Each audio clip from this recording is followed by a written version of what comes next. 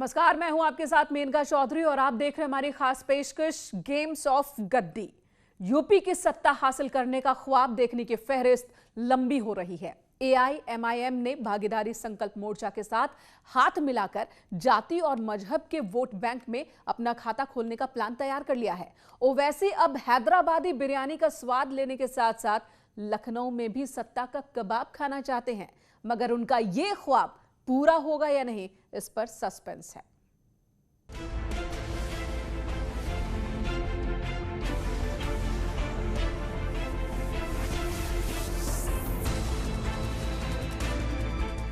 उत्तर प्रदेश में सियासी पारा लगातार चढ़ रहा है।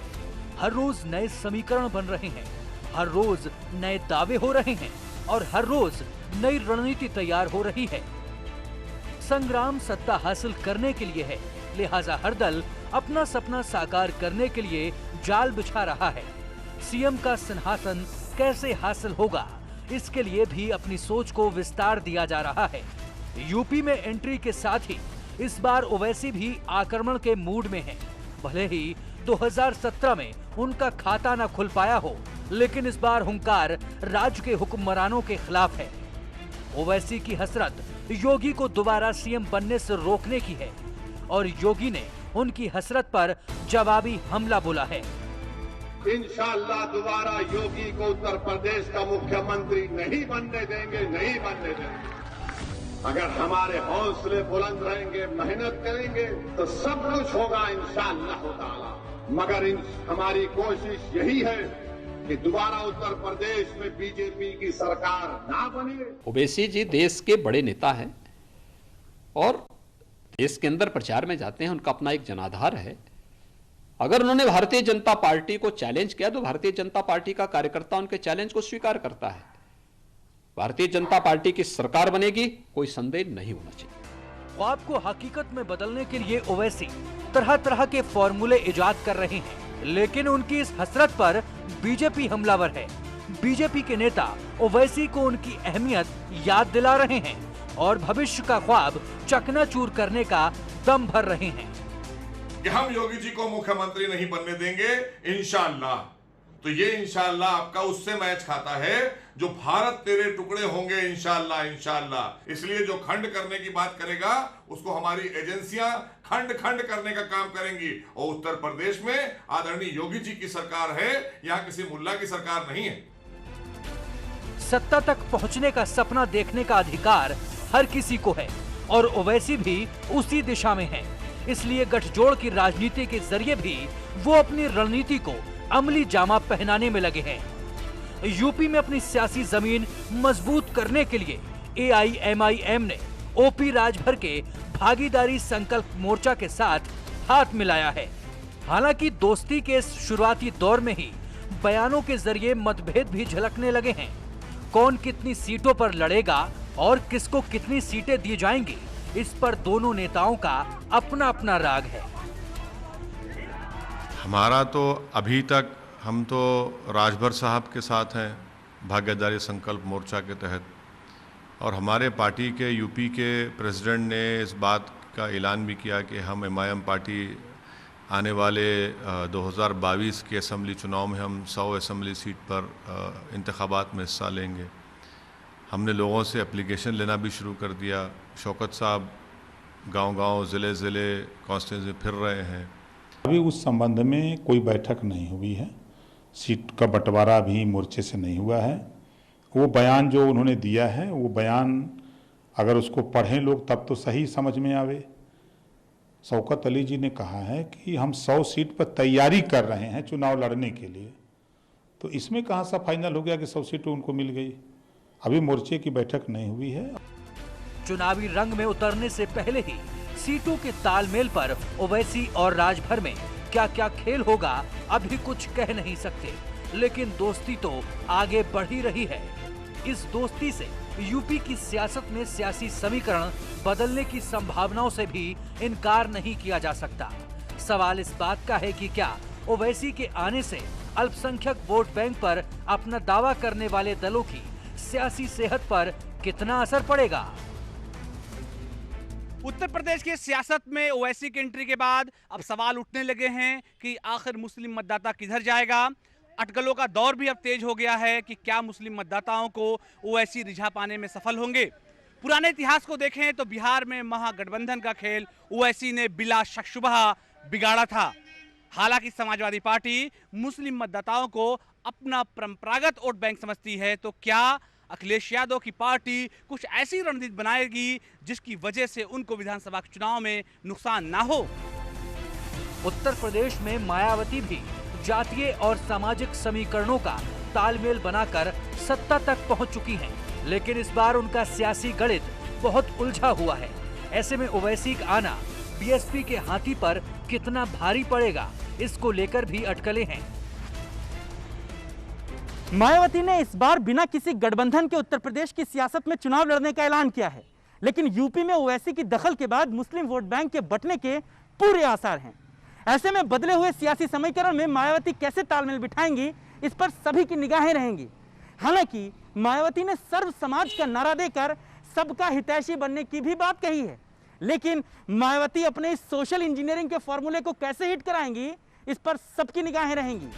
यूपी में मुस्लिम वोट बैंक पर बीजेपी के अलावा तमाम सियासी दल अपना अपना दावा जताते रहे हैं। इस लिस्ट में कांग्रेस का भी नाम है, लेकिन वो उत्तर प्रदेश में करीब 3 दशक से सत्ता का सूखा झेल रही है।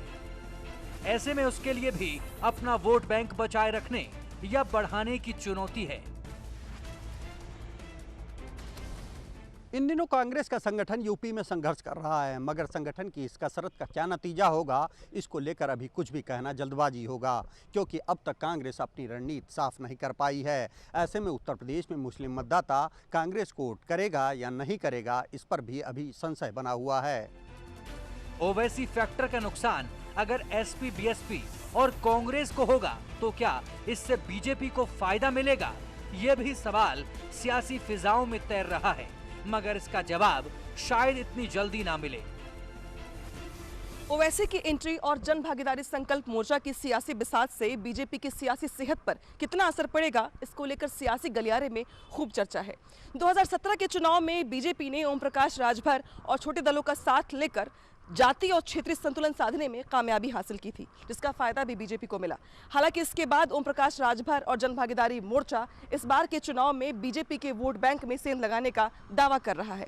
ऐसे में बीजेपी अपने वोट बैंक को बचाने के लिए क्या प्लान बनाएगी, इस पर सभी की निगाहें हैं। चुनाव जीतने के लिए नीतियों और रीतियों के साथ साथ जातीय समीकरणों का रोल यूपी में हमेशा अहम रहा है, लिहाजा इस बार भी इसे नकारा नहीं जा सकता। हालांकि हर राजनीतिक दल का अपना अपना राग है। बात यहाँ के ऊपर किसकी वजह से किसकी सरकार बन रही है और किसकी वजह से किसकी सरकार हट रही है, सवाल ये नहीं है। सवाल ये है कि अब मुसलमानों की तरफ से एक ऐसी आवाज़, बेबाक आवाज़ असद ओवैसी साहब की ज़मीन से उभर कर आसमानों तक जा रही है, जो ये कहती है कि मुसलमान अब वोट बैंक नहीं है, अब मुसलमान हिस्सेदार है। समाजवादी इसकी कतई चिंता नहीं करती है कि कौन आता है, कौन लड़ता है, कौन नहीं लड़ता है, कौन पार्टी आएगी, कौन पार्टी जाएगी, इससे समाजवादी को कोई लेना देना नहीं है। समाजवादी हमेशा किसानों को लेके, महिलाओं को लेके, युवाओं को लेके और उत्तर प्रदेश कैसे खुशहाल बने, इसकी चिंता करती है। उत्तर प्रदेश की जनता को कैसे हम खुशहाल करें, उत्तर प्रदेश की जनता कैसे अपने पैरों पर खड़ी हो, उत्तर प्रदेश कैसे उत्तम प्रदेश बने, उत्तर प्रदेश कैसे आगे बढ़े, इसकी चिंता करती है और इसी पे समाजवादी काम करती है। कांग्रेस अगड़े पिछड़े की राजनीति नहीं करती। आज श्रीमती प्रियंका गांधी जी के नेतृत्व में पूरी पार्टी महिलाओं के लिए, गरीबों के लिए, बेरोजगारों के लिए काम करने में कृत संकल्प है। कोरोना काल में हमने काम करके दिखाया है।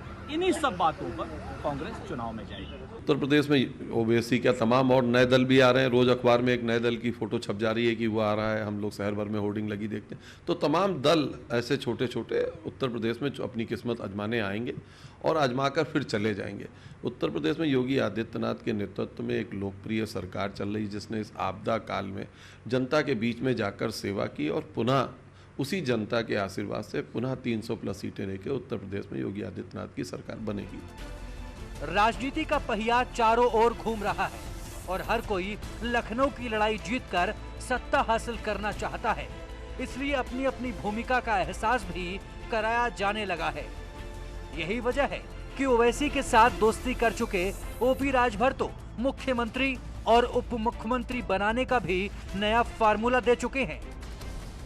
भागीदारी संकल्प मोर्चा का स्पष्ट है कि चुनाव के बाद सरकार बनती है हम लोगों की, तो जब 22 में सरकार बनेगी तो चुनाव में 5 साल में 5 मुख्यमंत्री, एक मुसलमान 1 साल, 1 साल राजभर, 1 साल चौहान, 1 साल कुशवाहा, 1 साल पटेल, हम 5 साल में 5 मुख्यमंत्री और 1 साल में 4 डिप्टी सीएम, 5 साल में 5 सीएम और 20 डिप्टी सीएम देंगे।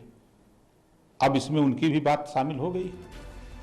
गठबंधन से लेकर सीटों तक और सीटों से लेकर सीएम तक ओपी राजभर का अलग गणित है, लेकिन इस सबसे सियासत कितनी करवट बदल पाएगी, इसका आकलन भी हर कोई अपने अपने लिहाज से कर रहा है।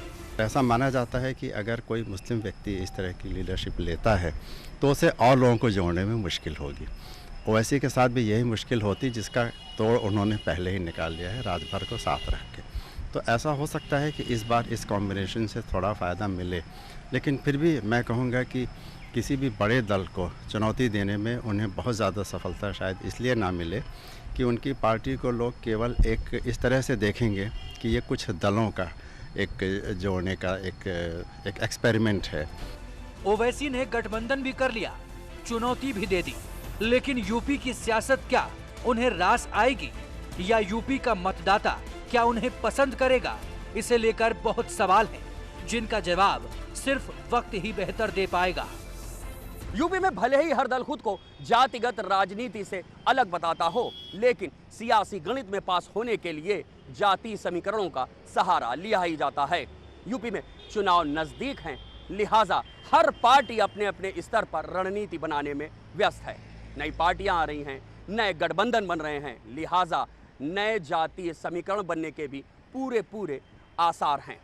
अब ये देखना दिलचस्प होगा कि किसका सियासी समीकरण सटीक बैठता है और कौन सामाजिक संतुलन बनाए रखने में कामयाब होता है। कैमरामैन मनीष द्विवेदी के साथ ऋषभ त्रिपाठी, न्यूज़ 18 लखनऊ।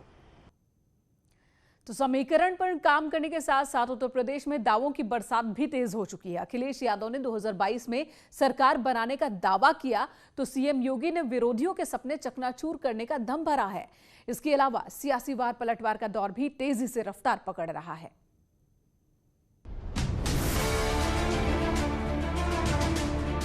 उत्तर प्रदेश में चुनावी समर से पहले सियासी संग्राम रफ्तार पकड़ चुका है। तमाम दल अपनी अपनी रणनीति को धार देने में जुटे हैं। नए नए सियासी समीकरण भी बन रहे हैं। सियासत के इस दौर में एक मुलाकात कई चर्चाओं को हवा दे रही है। ये मुलाकात समाजवादी पार्टी के अध्यक्ष अखिलेश यादव और आम आदमी पार्टी की यूपी प्रभारी संजय सिंह के बीच हुई। आम आदमी पार्टी के सांसद संजय सिंह ने पूर्व मुख्यमंत्री अखिलेश यादव से उनके पार्टी कार्यालय पर आकर मुलाकात की है। संजय सिंह ने अखिलेश यादव से करीब 1 घंटे मुलाकात की। हालांकि मुलाकात के बाद जब वो बाहर आए तो उन्होंने ये कहा कि उन्होंने अखिलेश यादव को जन्मदिन की बधाई दी है, जो पिछले दिनों था और वो मुलाकात नहीं कर पाए थे। हालांकि इस मुलाकात के अलग अलग सियासी मायने निकाले जा रहे हैं और ये माना जा रहा है कि क्या इन दोनों की ये मुलाकात आगामी चुनाव के लिहाज से और गठबंधन के लिहाज से महत्वपूर्ण हो सकती है। चुनाव से पहले मेल मुलाकात का दौर चलता है तो सियासत में चर्चाएं तो होनी लाजमी है। लिहाजा संजय सिंह जब एसपी दफ्तर पहुंचे तो सियासी फिजाओं में सवाल भी तैरने लगे। हालांकि इन सवालों को संजय सिंह ने औपचारिकता बताकर टालने की कोशिश की। मिलते रहे हैं और 1 तारीख को उनका जन्मदिन था, मैं उस दिन बाहर था, आज उनको विश करने के लिए यहाँ आया था। ये एक शिष्टाचार की मुलाकात थी, इसके और कोई मायने नहीं। समाजवादी पार्टी और आम आदमी पार्टी का गठबंधन होगा या नहीं होगा ये तो अभी नहीं कहा जा सकता, मगर अखिलेश यादव ने फिलहाल छोटे दलों के साथ ही तालमेल बनाने का संकेत दिया। अखिलेश को भरोसा है कि छोटे छोटे दल जुड़ने से सत्ता तक पहुंचना आसान होगा, लेकिन विरोधियों की गठजोड़ वाली राजनीति पर सीएम योगी ने तीखा प्रहार किया है। समाजवादी पार्टी की कोशिश रहेगी कि ज्यादा से ज्यादा दलों को साथ लें, छोटे दलों से सभी से गठबंधन होगा। देखिए, गठबंधन पहले भी हुए हैं। 2017 में कांग्रेस और सपा का गठबंधन, 2019 में भी एक गठबंधन हुआ था। बड़ी बड़ी बातें की जा रही थी। जनता सबको देख चुकी है। गठजोड़ की राजनीति पर वार पलटवार का दौर आगे भी जारी रहेगा। फिलहाल तो दावों का दौर चल रहा है। अखिलेश यादव को भरोसा है कि सत्ता पक्ष के खिलाफ जनता की नाराजगी से इस बार सत्ता तक साइकिल का सफर आसान हो जाएगा, जबकि विरोधियों के दावों को योगी ने सिर्फ सपना करार दिया है। जब सत्ता में आ गए हैं तो अपना ही वादा भूल करके पुलिस को, प्रशासन को आगे कर दिया और अपमानित कर रहे हैं। ये जो छात्र नौजवान अपमानित हो रहे हैं लखनऊ में, ये समय आने पर वोट के माध्यम से भारतीय जनता पार्टी को सबक सिखाएंगे। भारतीय जनता पार्टी और सहयोगी दलों के लोग, हमारे सहयोगी दल मिलकर के प्रचंड बहुमत के साथ इस चुनाव में फिर से 2022 में प्रचंड बहुमत के साथ चुनाव जीतेंगे। हमारे राष्ट्रीय नेतृत्व ने 300 प्लस का लक्ष्य हमारे सामने रखा है। 300 से अधिक सीटें भारतीय जनता पार्टी जीत करके आगे बढ़ेगी। एक तरफ दावे हैं तो दूसरी तरफ चुनावी गोटियों को फिट करने की चुनौती है। चुनावी सरगर्मी बढ़ते ही हर रोज नए नए नारे भी देखने को मिल रहे हैं। अखिलेश यादव को लेकर समाजवादी पार्टी की ओर से लगाया गया होर्डिंग भी खूब सुर्खियों में रहा। अखिलेश यादव को घर घर पहुंचाने का दावा करने वाला पोस्टर लगाकर समाजवादी पार्टी ने बड़ा संदेश देने की कोशिश की। लिहाजा इस मसले पर सियासी संग्राम भी छिड़ गया। जनता ट्रैक रिकॉर्ड देखती है। जनता को पता है कि जब आप मुख्यमंत्री थे तो आपने अयोध्या की पंचकोसी परिक्रमा को रुकवा दिया था, कांवड़ यात्रियों पर लाठीचार्ज करवाया था, दुर्गा पंडालों को जलाने वालों को संरक्षण दिया था। चुनाव के समय हर राजनीतिक पार्टी को अपने अपने हिसाब से चुनाव प्रचार करने का हक हासिल है। कुछ लोग नारों के साथ चुनाव में आएंगे, पर कुछ लोग काम के साथ चुनाव में आएंगे। हर शुभ काम करने के पहले ईश्वर को स्मरण किया जाता है, ईश्वर की स्तुति की जाती है। तो इसमें बुराई क्या है? भारतीय जनता पार्टी को तो बुरा नहीं लगना चाहिए, क्योंकि इस बार तो उनकी विदाई तय है। 2022 में बाईसाइकिल की सरकार होगी। पोस्टर पर सियासी संग्राम कोई नया मुद्दा नहीं है, लेकिन इस बार जिस तरह के पोस्टर लगाए जा रहे हैं उससे साफ है कि आने वाला वक्त सियासी लिहाज से काफी आक्रामक रहेगा। मगर यह आक्रामकता सफलता किसे दिला पाएगी, इसे लेकर अभी कुछ नहीं कहा जा सकता। Bureau report, news 18। तो ये बात तो एसपी और आम आदमी पार्टी की हो गई, लेकिन जब गेम्स ऑफ गद्दी चल रही हो तो कांग्रेस क्या कर रही है? कांग्रेस ने यूपी चुनाव में बदलाव के लिए संगठन में कई बदलाव कर दिए, लेकिन फिलहाल पार्टी आपसी कलह से ही जूझती नजर आ रही है। प्रियंका गांधी की प्लानिंग पर अब सवाल उठने लगे हैं।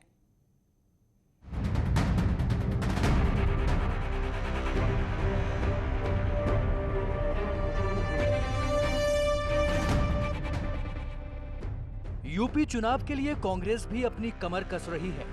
प्रियंका गांधी खुद मोर्चे पर हैं। फिलहाल वो कार्यकर्ताओं से ऑनलाइन ही संवाद कर रही हैं। प्रियंका के निशाने पर बीजेपी की सरकार है। प्रियंका गांधी का बहुत जल्द लखनऊ दौरा भी प्रस्तावित है, जिसे लेकर पार्टी स्तर पर तैयारी भी चल रही है। यानी चुनावी तैयारियों और संगठन को दुरुस्त करने के लिए प्रियंका लखनऊ से ही कमान संभालेंगी। शीघ्र ही वो उत्तर प्रदेश में स्वयं प्रत्येक जनपदवार जाकर उत्तर प्रदेश के जो हमारे कांग्रेस के कार्यकर्ता हैं, कांग्रेस के लोग हैं, नेता हैं, उनसे मुलाकात करेंगी और उनसे अपनी राय रखेंगी और राय जानेंगी। कांग्रेस तैयारियां तो कर रही है, लेकिन पार्टी के अंदर छिड़ा घमासान हर रोज नई मुसीबत खड़ी कर रहा है।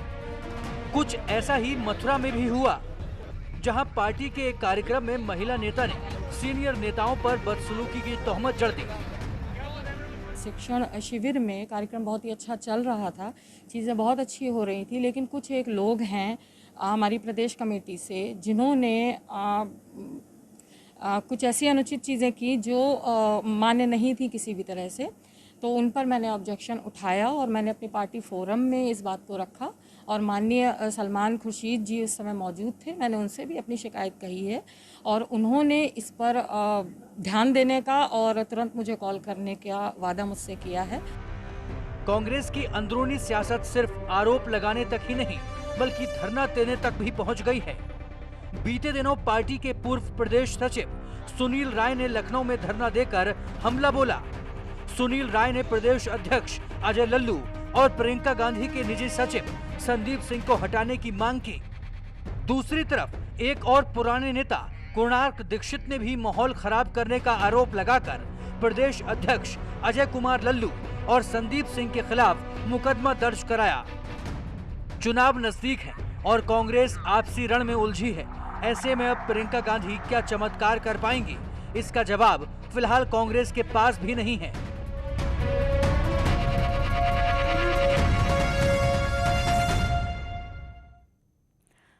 पिछले लोकसभा चुनाव के दौरान ही कहा जा रहा था कि अब प्रियंका गांधी लखनऊ में ही रहेंगी अगले विधानसभा चुनाव तक, लेकिन ऐसा हुआ नहीं। प्रियंका गांधी का लखनऊ और दिल्ली के बीच का आना जाना लगातार जारी है और ये भी कह सकते हैं कि प्रदेश कांग्रेस में अजय कुमार लल्लू का वर्चस्व बढ़ रहा है और उससे नाराजगी साफ तौर पर देखने को मिल रही है कांग्रेस के कई सीनियर लीडर्स के बीच।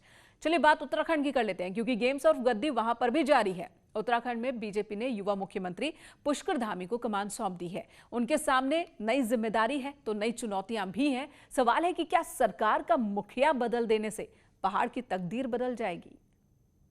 मैं पुष्कर सिंह धामी ईश्वर की शपथ लेता हूं कि मैं विधि द्वारा स्थापित भारत के संविधान के प्रति। ये शपथ पुष्कर सिंह धामी की सियासत के सबसे सुनहरे दौर की गवाही दे रही है। सच्ची श्रद्धा और निष्ठा रखूंगा। ये शपथ उन सपनों को साकार करने सरीखी है जो सक्रिय राजनीति में काम करने वाले शायद राजनीति के शुरुआती दौर में धामी ने कभी देखे भी नहीं होंगे। और शुद्ध अंतःकरण से निर्वहन करूंगा। मगर बीजेपी युवा मोर्चा से अपने सियासी सफर का आगाज करने वाले पुष्कर सिंह धामी आज राज्य की सबसे बड़ी कुर्सी पर काबिज हैं। माननीय मुख्यमंत्री जी की सलाह पर धामी को वो कुर्सी मिली है जिसे पाने की कल्पना में उनकी ही पार्टी के कई नेता सिर्फ संघर्ष ही करते रह गए, लेकिन उन्हें सफलता नहीं मिली।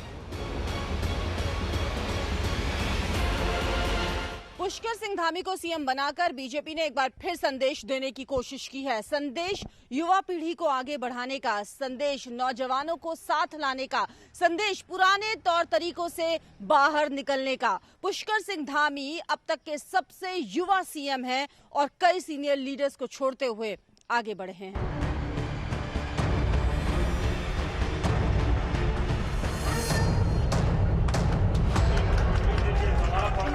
पुष्कर सिंह धामी आज सत्ता के शिखर पर तो हैं, लेकिन उनके सामने असली संघर्ष अब शुरू होने वाला है, जिसे लेकर पार्टी की अंदरूनी सियासत में रूठने वालों की फहरिस्त लंबी हो गई है। मतलब धामी को सबसे पहले तो नेताओं को मनाना होगा और फिर उनकी पसंद नापसंद का भी ख्याल रखना होगा, ताकि सरकार भी चलती रहे और संतुलन भी बनता रहे। सब बड़े अनुभवी हैं, सब मेरे वरिष्ठ हैं, लेकिन मेरी पार्टी जो मेरी माँ है, जिसने मुझे सेवा करने का अवसर प्रदान किया है, तो मेरी जिम्मेदारी बनती है कि मैं अपने सबको, बड़ों को आदर पूर्वक, अपने छोटों को स्नेह पूर्वक सबको साथ में लूं, पार्टी का और प्रदेश का काम को आगे बढ़ाऊं। धामी सबको साथ लेकर चलने की उम्मीद तो दिखा रहे हैं, लेकिन उत्तराखंड में उठापटक का जो इतिहास रहा है उससे साफ है कि सब कुछ इतना आसान नहीं होगा। पुष्कर सिंह धामी को राज्य की कमान ऐसे वक्त पर सौंपी गई है जबकि 6 से 7 महीने के बाद उत्तराखंड में विधानसभा चुनाव होने हैं और पिछले 4 महीने में 2 बार मुख्यमंत्री बदल दिए गए हैं।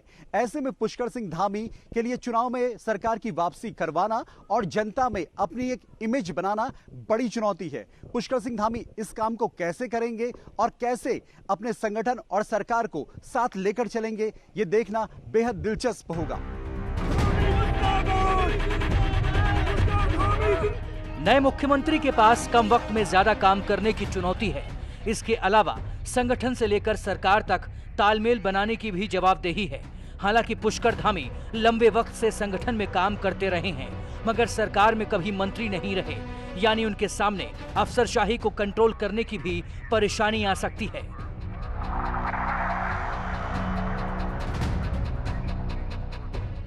कुर्सी सबसे बड़ी है और सामने चुनौतियों का पहाड़ भी खड़ा है। नए मुख्यमंत्री इससे वाकिफ भी हैं।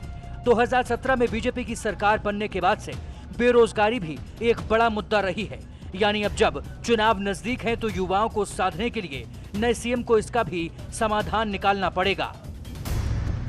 नौजवानों युवाओं के बीच में लगातार घूमता रहा हूं, इसलिए यहाँ की समस्याओं को भली भांति जानता हूं। उन समस्याओं को समाधान के लिए लोगों के बीच में जाऊंगा। हमारी सरकार जनता के द्वार तक जाएगी। 4.5 साल में बीजेपी ने राज्य को तीसरा सीएम दिया है, जिसे लेकर राज्य की सियासत भी गर्म है। विपक्ष इस मुद्दे के सहारे ही अब आगे की रणनीति तैयार कर रहा है। हालांकि बीजेपी के अंदर भी सवाल हैं, मगर ये बात अलग है कि खुलकर कोई नहीं बोल रहा। तो निश्चित रूप से अनुभव पर्याप्त अनुभव है, बस अपनी दिशा ये स्पष्ट होनी चाहिए। दिशा अगर स्पष्ट है तो फिर आदमी फिर ठीक काम करता है। कम अनुभव भी है तो अनुभव तो हम लोगों के भी है ना, उनको शेयर किया जा सकता है। चुनाव से पहले बीजेपी ने मुख्यमंत्री बदलकर सियासी संतुलन बनाने की पुरजोर कोशिश की है। रामनगर में 3 दिन तक चले चिंतन के बाद तीरथ को हटाकर धामी के कंधों पर बड़ी जिम्मेदारी दी है। अब सवाल यही है कि पार्टी की उम्मीदों पर नए मुख्यमंत्री कैसे खरे उतर पाएंगे। हमारा जो मूल मंत्र है कि जो हमारी ये सरकार है, ये सरकार के रूप में नहीं बल्कि जनता के साझीदार के रूप में काम करेगी, सहयोगी के रूप में काम करेगी। धामी संकल्प लेकर आगे बढ़े हैं, मगर मौजूदा हालात में उनके सामने राज्य के आर्थिक तंत्र को पटरी पर लाने की भी बड़ी चुनौती है। पर्यटन कारोबार चौपट है। कोरोना की वजह से हर सेक्टर में भारी नुकसान हुआ है। 4 धाम यात्रा, देवस्थानम बोर्ड समेत कई ऐसे सवाल हैं जिनका न सिर्फ सीएम को सामना करना होगा बल्कि चुनाव से पहले उनका जवाब भी देना होगा। नए मुख्यमंत्री पुष्कर सिंह धामी के सामने अपने पुराने मुख्यमंत्रियों की नीतियों को आगे बढ़ाने की चुनौती है। वो कैसे इन फैसलों पर आगे बढ़ेंगे ये देखना बेहद दिलचस्प होगा। खास तौर पे देवस्थानम बोर्ड की जो बात है, जिसको लेकर खासा विवाद त्रिवेंद्र रावत सरकार में भी रहा और तीरथ रावत सरकार में भी। ऐसे में पुष्कर सिंह धामी तीर्थ पुरोहितों को कैसे समझा पाएंगे? क्या इस मसले जी हाँ, तो उत्तराखंड उत्तर प्रदेश दोनों ही जगहों पर गेम्स ऑफ गद्दी शुरू हो चुकी है। हर नए दिन के साथ शहमात का खेल और दिलचस्प होता जा रहा है। सभी राजनीतिक दलों के हर पैंतरे पर न्यूज़ 18 की नजर, पल पल की खबर हम आपको देते रहेंगे। एक छोटे से ब्रेक के लिए रुकते हैं, खबरों का सिलसिला जारी है।